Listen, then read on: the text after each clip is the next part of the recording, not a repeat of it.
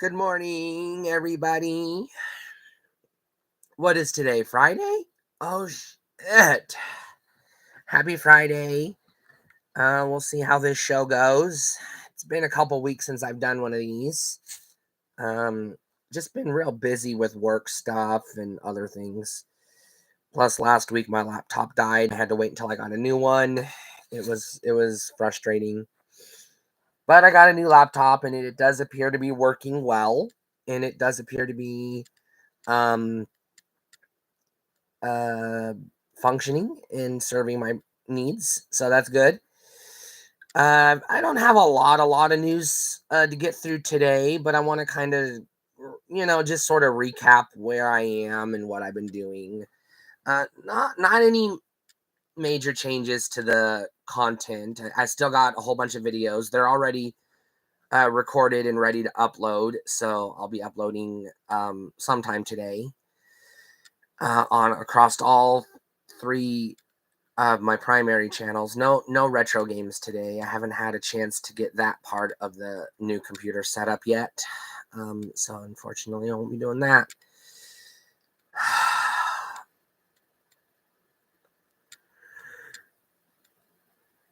Oh shit. Other than that, I don't really know what else is going on that I want to talk about. Nothing new that I haven't since the last episode I did. So nothing new to report, I guess. So I guess we should jump into the news. I only have a few articles today, so let's get into the first one. This one is coming from CNN, and it says Hollywood stars' estates agree to the use of their voices with AI. Judy Garland is one, and also James Dean and Burt Reynolds have recently their estates have agreed to let them use their voices with AI. So that's I don't know, kind of disheartening, I guess, but it could be, I don't know, encouraging for fans of those actors, especially Judy Garland. She actually does have a pretty voice, so I don't know, it might be nice to hear her voice again, I guess. I just don't know what to think of it. But speaking of AI, Nintendo says generative AI can be used in, quote, creative ways, but highlights IP issues. And then they further say, we are open to utilizing technological developments. In a shareholder Q&A, Nintendo president Shintaro Furukawa was asked about the company's initiatives involving AI. He said AI can be used in creative ways, but said it also raises issues with intellectual property rights. Yeah, he's not wrong, but Nintendo is a publicly traded corporation whose goal is to make money. They're going to find a way to use AI whenever it can benefit them financially. Pretty much everybody's going that way. There's nothing we can do about it.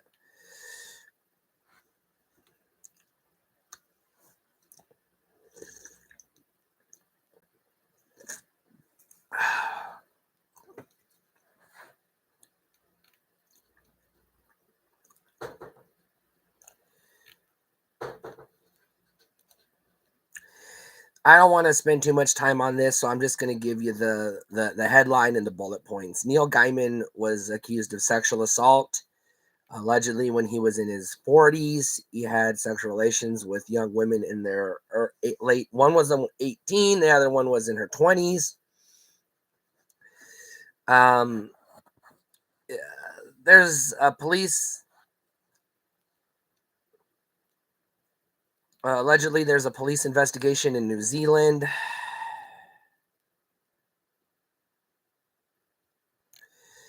And that's where we are as of today. Accusations have been made. He has denied some of them, but he's also admitted to some of them. So we'll see how this turns out, I guess.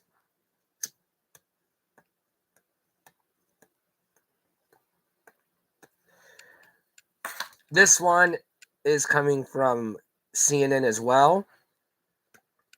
It says scientists say they've confirmed a slowdown in Earth's inner core rotation. So, deep inside Earth is a solid metal ball that rotates independently of our spinning planet, like a top spinning around inside a bigger top, shrouded in mystery. The inner core has intrigued researchers since its discovery in 1936 and how it moves. Blah, blah, blah. Part of the trouble is that Earth's deep interior is impossible to observe or sample directly. Seismologists have gleaned information, blah, blah, blah. Okay, here's the quote. Differential rotation of the inner core was proposed as a phenomenon in the late 70s and 80s, but it wasn't until the 90s that seismological evidence was published. But researchers argued over how to interpret these findings, primarily due to the challenge of making detailed observations of the inner core due to its remoteness and limited available data. Studies which followed over the next years and decades disagree on the rate of rotation and also its direction with respect to the mantle. Okay, researchers published June 12th this year in the journal Nature not only confirms the core slowdown, it supports the 2023 proposal that this core deceleration is part of a decades-long pattern of slowing down and speeding up. So there's a whole article here. It's very scientific and in-depth if you want to read it. I think it's fascinating, especially considering that we really don't know that much about the Earth's core because we really can't study it effectively with our current technology.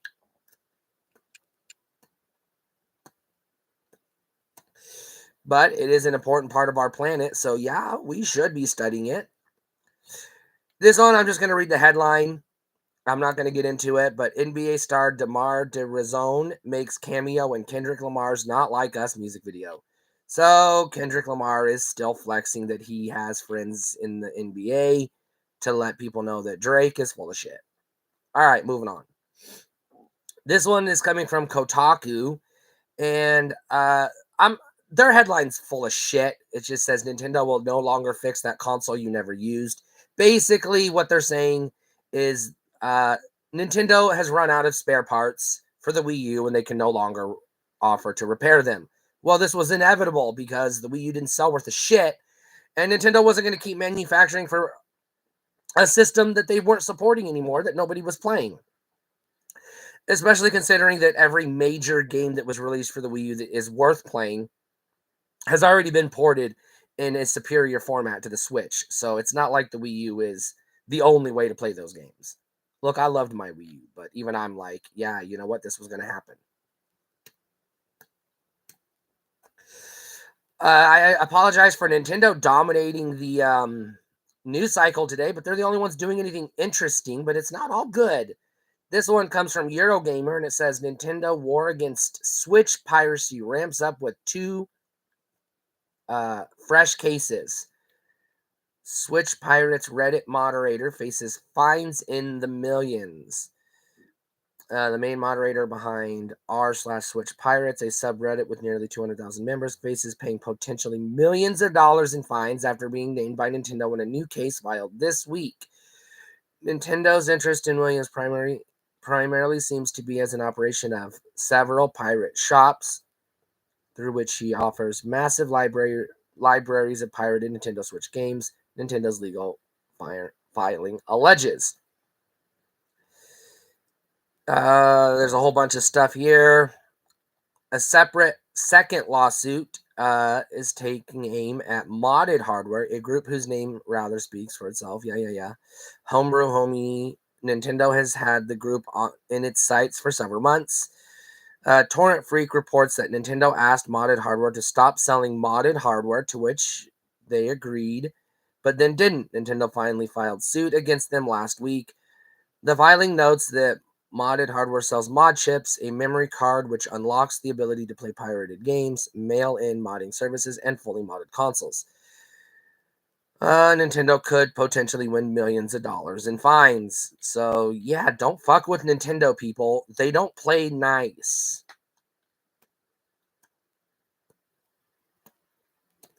This one is coming from mynintendonews.com, and I really don't know how to feel about this one. I have mixed feelings about some of the things they're saying. because we know how Nintendo operates. Basically, the headline says Nintendo continues to plans to combat switch to scalping. We're not going to get into what is scalping or too much, but um, speaking to shareholders, Nintendo president explained that the Kyoto-based company is continuing its plans to combat scalping. Here's the quote. As a countermeasure against resale, we believe that the most important thing is to produce sufficient numbers to meet customer demand. And this idea has not changed since last year. Nothing wrong with that. But then he goes on to say, in addition, we are also considering whether we can take some other measures to the extent permitted by law, taking into account the circumstances in each region. So they're threatening legal action is what they're hinting at. So this could be,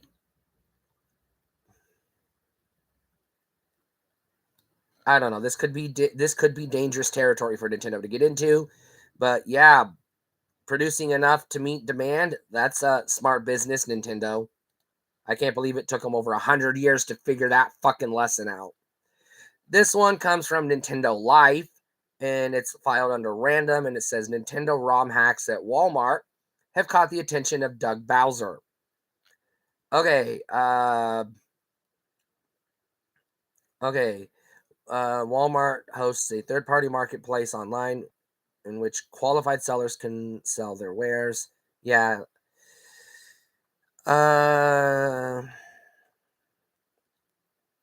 So it looks like there's some ROM hacks have been sold on the website. And Nintendo of America's president Doug Bowser has noticed, and he has commented on some of these.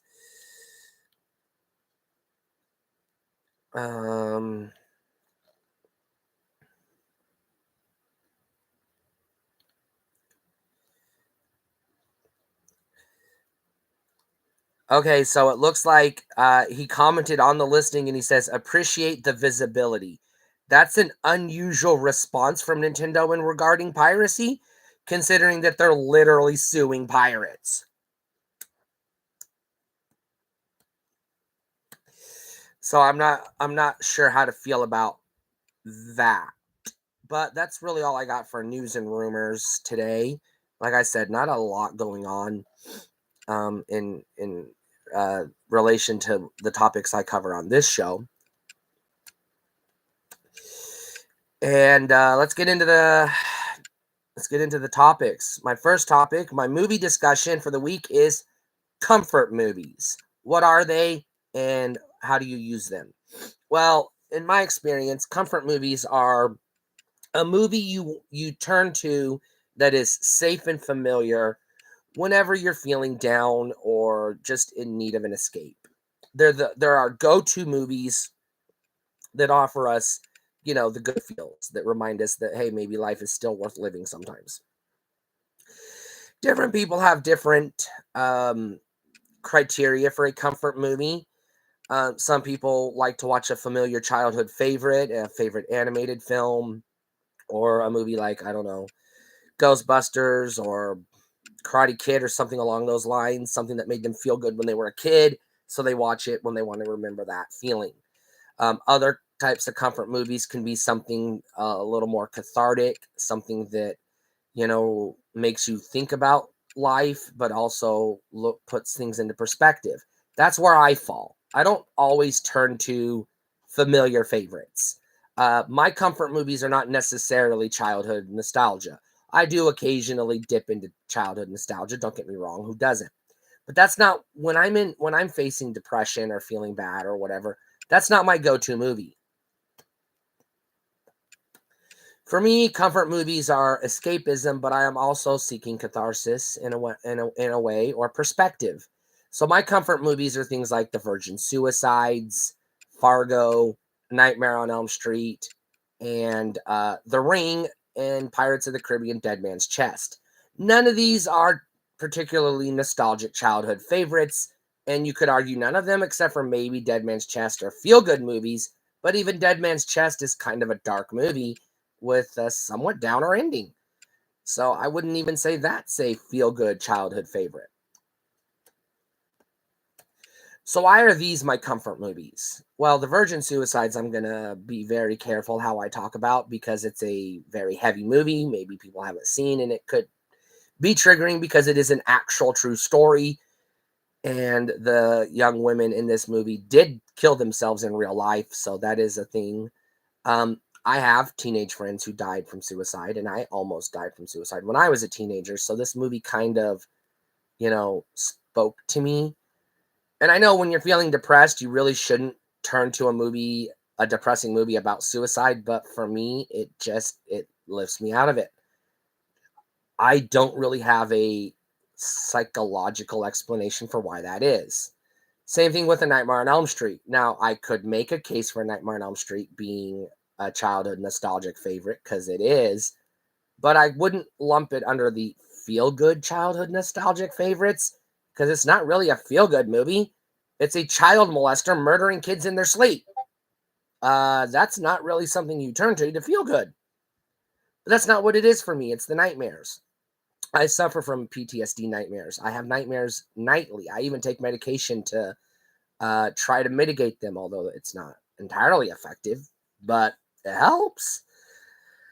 But yeah, I've always been fascinated by nightmares and the topic of nightmares. And Nightmare on Elm Street that's like its whole purpose. Its whole purpose is to face your fears. Go into the nightmare and face your fears. And if you die, you die. And if you survive, well, good for you. You're going to die in the next one. And that's kind of the thing about Nightmare on Elm Street. I don't know. It is kind of it's not really an uplifting movie. It is kind of a hopeless movie. Even at the end of the original film, Nancy defeats Freddy and then she turns around and gets trapped by him again in another nightmare. So does she really win? Not really. And we find this out in part 3 that she did not win. She avoided him. Now, why is Fargo one of my comfort movies? Well, I don't really have an explanation for this one. It's just a movie that sometimes I'll put on at random when I'm feeling bad, and it just makes me feel less bad. I don't know if it's watching other people going through worser things than me, or if it's just William H. Macy is my favorite actor of all time, and just seeing him be a doofus does it. I don't know. As far as Pirates of the Caribbean, Dead Man's Chest, essentially being somewhat of a comfort movie, that one is kind of sort of tied to a personal memory. First time I watched it, I was on a date with a girl that I had a pretty good but short relationship with, and it's just a fun movie to revisit from time to time. So that's pretty much all there is to that. Nothing too deep there. So I guess my question for y'all in the chat, hello, Jimmy, how's it happening? Thanks for coming by. So my question for you in the chat is, what are your type of comfort movies? Do you prefer the childhood feel-good nostalgic favorites, like Toy Story as an example or whatever? Or are you like me? You want something that's going to give you perspective on life so that you can get out of your funk without avoiding it? Because I find that if I'm depressed and I put on a Ghostbusters or Beetlejuice or The Mask or something that made me feel good, it doesn't work. It doesn't lift me out of my funk. It just makes me depressed that I'm not 6 years old anymore. So usually when and I'm bipolar, so depression is a thing I just have to deal with. When I'm facing depression, yes, escapism kind of helps sometimes, but like for me, avoidance doesn't help. It doesn't. I need to face it and work through it. So I don't know how do other people deal with it when you're having a bad day. What's your go-to comfort movie? Is it a nostalgic childhood feel-good favorite, or is it something that's going to make you think about life on a deeper level? Because I prefer the latter. I don't know why. I got a short comic book topic this week, and it's just a list of my favorite comic book stories of all time, and I have 5 of them. Well, 4 specific ones, and the 5th one is just sort of a generalization. My first favorite comic book story I like to revisit from time to time is Trouble. Trouble was a failed attempt by Marvel to re-enter the adult romance comic book genre. It is a very heavy romance story involving two teenage girls. One of them ends up pregnant, and they're just facing, growing up and learning about life and love and everything else. What's fascinating about Trouble, though, is the girl who gets pregnant, we find out is Spider-Man's mother. Or actually, it's Aunt May. I can't remember if it's his mom or Aunt May, but it's somebody related to Peter Parker, um, which is a real fascinating story. And I don't fully understand why this sub genre of comics didn't take off when melodrama is a big draw in film and television, and well, everybody likes romance, don't they? I would assume. My second favorite um, comic book story, and I don't remember the title, but it's the issue of the original Marvel Transformers comic line where some random nobody finds Megatron in his gun mode and basically uses him as a super weapon to commit crimes. I thought that's a pretty interesting story because you have Megatron, who is this super intelligent, super powerful alien robotic life form being used to rob banks by some nobody. I thought it was a fun story. My third one on this list is a Batman comic book from the 60s. It was written at the time where the television series was popular, so the comic books reflected that. And it was a story where Joker goes through a bunch of phony heists where he's stealing things that aren't worth a shit. Specifically, so he can get committed to Arkham so that he can find an actual treasure that some insane person in the asylum has knowledge of. I thought it was a pretty interesting story, and I thought it was pretty fun. The next one on the list comes from also Marvel, X-Men's The Phoenix Saga and the Dark Phoenix Saga. This is probably my number one favorite comic book story of all time, and I don't think anything's ever going to come close. I just loved that story. I've read it so many times. I love every adaptation of it, film, television, cartoon, video game. Anytime they reimagine or readapt the Dark Phoenix story, I'm in. I don't care if they stray from the original comic story or not, because hey, I'd like that. I want to reinterpret it, reimagine it. Tell it to me in a new way. I'm good. That's what I want. But it's my favorite story. This last one is just sort of a category. It's not anything specific, although I do have a specific one. I just don't remember what it was called. But there was a series of steampunk fairy tale comics a few years ago. They were basically your Grimm's fairy tales, but they were reimagined in a steampunk fantasy world. And I actually really liked that one because it was pretty neat. I don't know who published it. I found out about it on a visit to a comic book store on Free Comic Book Day, and I was fascinated by it, and I would love to get more stories like this. So I have a retail topic, but I don't know if I want to dig into it or if I'm just going to skim through it and really revisit it in a future video. But my retail topic is bookstores. And the first question is, do you remember bookstores? If so, which ones? And do you still have any around, and are they worth a shit? Obviously, the big one everybody knows is Barnes & Noble. Back in the day, we had Walden Books. But there are also like your local bookstores. We have one in town called the Bookworm. Not a bad store. Most mid-sized towns that I've lived in have had at least one local used book reseller. And I think that's it used to be pretty common. I don't know if it is today because, Amazon, eBay, Kindle, everything else. I don't know.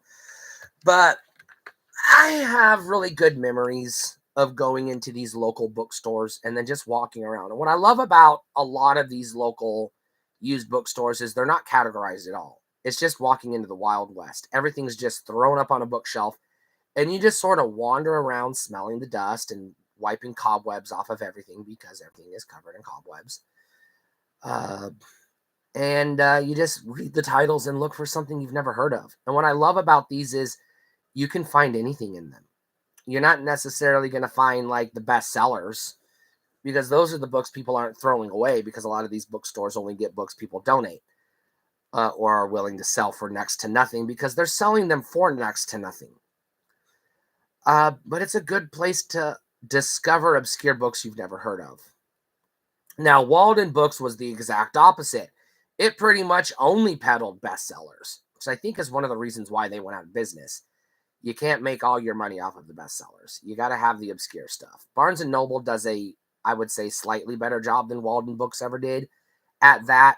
They are still pretty heavily leaning towards the bestsellers, but they do have some more, I would say, obscure stuff in their catalog. And just by the nature of the size and layout of their stores, they have a better variety and selection than Walden Books ever did, because Walden Books was basically a step above a kiosk in the shopping mall back in the day when malls ruled the world. I don't miss Walden Books. I'm going to be honest with you, but I would die if Barnes & Noble went away. And then there's Books A Million, which is basically Barnes & Noble under a different name. It might be a different company, I'm not sure, but it's the same fucking thing. It's literally the same fucking thing. I can't tell I could walk into a Books A Million and I would think I was in a Barnes & Noble. I wouldn't know which one I was in. Because they're almost the exact same layout and almost the exact same inventory. Today I do still buy books, but I'm mostly buying my books off eBay, because I'm looking for books you can't find at Barnes & Noble, and you're not likely to find at your local dusty book reseller, local book reseller. So yeah, I have since switched primarily to eBay as my go-to source for buying books. eBay used to run a site called half.com where you could only sell books. I don't know if that website is even still in existence, and I can't be bothered to check because I never really liked using that site anyways. All right, video game topic. Are there too many open world sandbox games? I'm just going to say fucking yes, because every goddamn game they make is an open world sandbox game. I'm over it. I'm sick of it. I want linear, self-contained stories. I'm sick and tired of everything being a goddamn franchise. Just give me a fucking game that exists, that I can jump in, run around, swing a sword, kill, skeletons or goblins or whatever, collect the treasure and get to the fucking end. I don't want a game that I play it for 6 months and then it auto updates to new DLC that I got to play for another 6 months, and then it just rotates until they delist the game and then it's no longer playable. I'm sick of it. I know live service games and that is a separate topic, but does every game have to be open world? God damn it. Fuck off. I'm sick of it. Just give me a game I can explore. Yeah, do I want a big world I can explore? Yes. Do I want an endless world that's, procedurally generated that goes on forever and ever and ever and ever? No. I'm tired of that. Tired of it. That's all I have. I'm just, that's my rant. I don't really want to get into it. Food topic. I put this on the list because I don't really know how to explain it. But the topic is experimental cooking. What I mean, whoops, my camera. Sorry. What I mean by that is you have traditional cooking, which is basically you follow a recipe. It's a list of instructions that tells you which ingredients to use, how to prepare the ingredients, which quantities, and which steps in order and everything else. It's basically a science formula. It's a math equation, step-by-step instructions. A lot of people like to hop on Google and just type in, I want to cook this, give me a recipe. Lasagna, spaghetti, oatmeal, whatever. Other people like to have a cookbook in their house via either Kindle or on the bookshelf. Not me. I don't like to use recipes. I like to glance at the recipe to get an idea of what's used in the food in question, and then just experiment. I like to just try things, I'll start with a base of ground beef and then see what I can add to it until I'm satisfied. Sometimes it's noodles. Sometimes it's a can of refried beans. Sometimes it's, tomato soup, or sometimes it's, macaroni and cheese, whatever. I like to play around and experiment with things. I like to try new things. I don't like to follow other people's recipes. Uh, Partially because that's their preference. They're telling you how they cook it. I don't like that. What if I don't like it that way? I want to cook it my way. I'll reference a recipe to get an idea of what things are necessary in order to get the food you're trying to turn out, like a meatloaf or a casserole or something like that.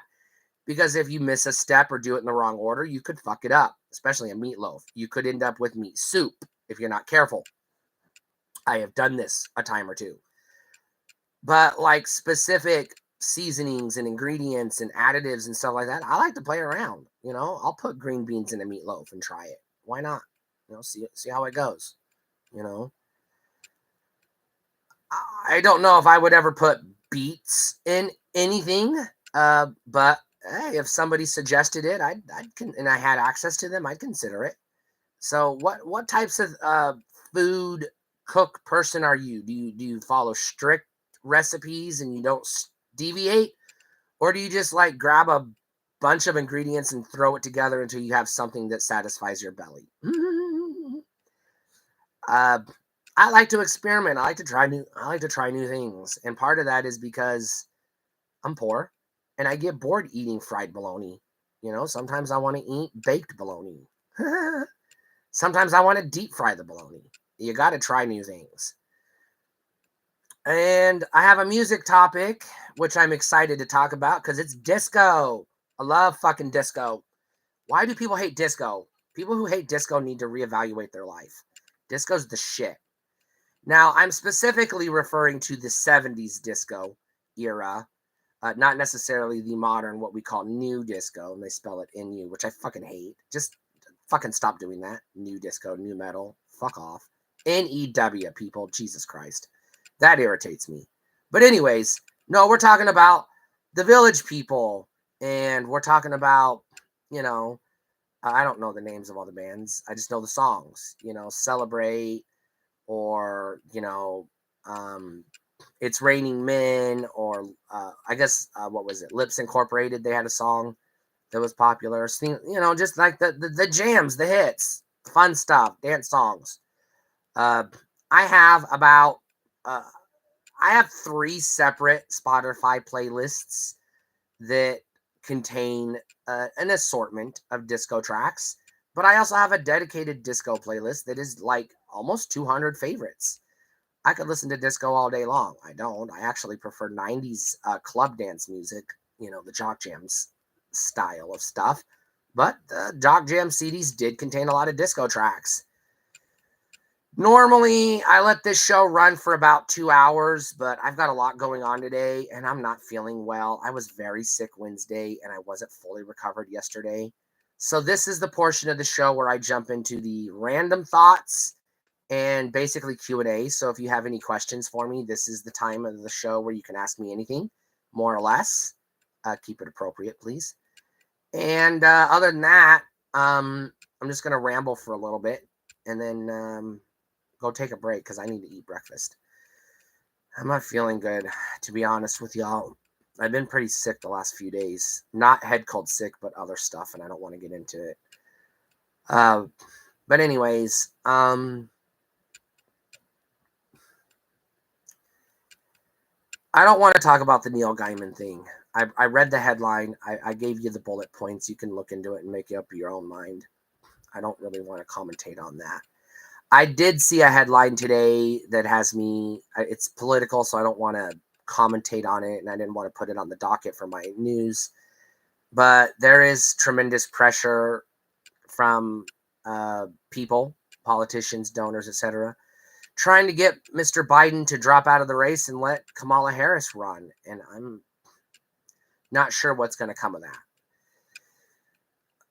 Yesterday was the 4th of July here in the United States, which means Fireworks Day, which means pay extra attention to your pets day because they're going to be anxious and nervous and scared and in a lot of pain because the fireworks are physically harmful to them because it's not just loud noises, it's concussive blasts.